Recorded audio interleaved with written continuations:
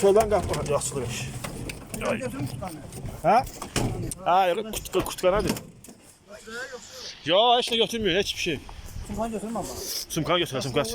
Sumkanı çiğni və. Ha soyuqdur xəstə. Mən götür. Hani? Qoy deyim bilirəm.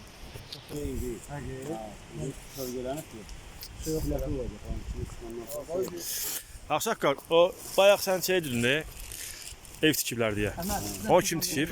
Bunu Xəyyam doktor tikib. O icra başçıydı. Oradakı o izbuşkanda Mustafa deyən rəhmətə gedib Su Cemal'ın oğlu. Ha, Allah rəhmət eylesin. Sağ olsun, var olsun.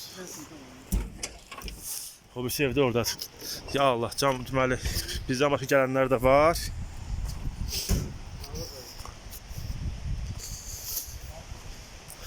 Biri bu evdir, tikilən, biri də o birisi başda.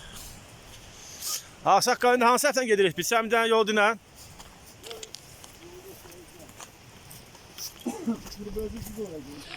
Hacan? Bu turba oradan Uldağa çəkiblər də bu turbanı. Ha.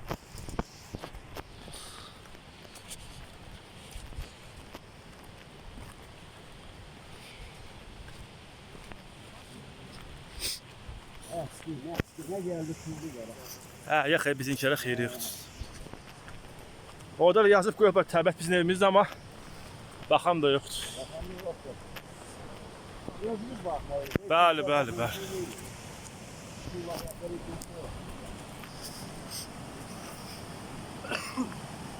Bu dibinə gedirsiniz.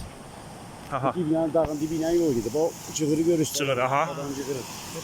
Bak, körpü var orada. Aha. O eve keçən körpü. Orada da çayın üstünde körpü olacaq. Biri bu yana keçəcək, gedib sonra da beləsinə.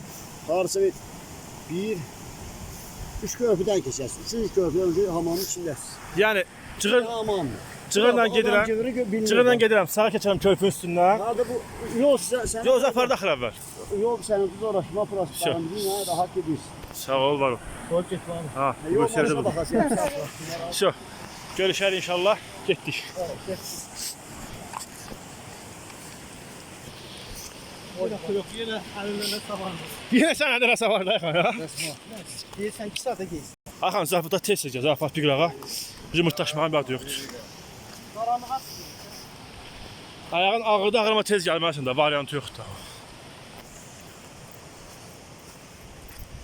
Ayağına bak bazardan gəldi, kulok nazarından öyle bir şey. Ağılsa adam da. Belə gedək nə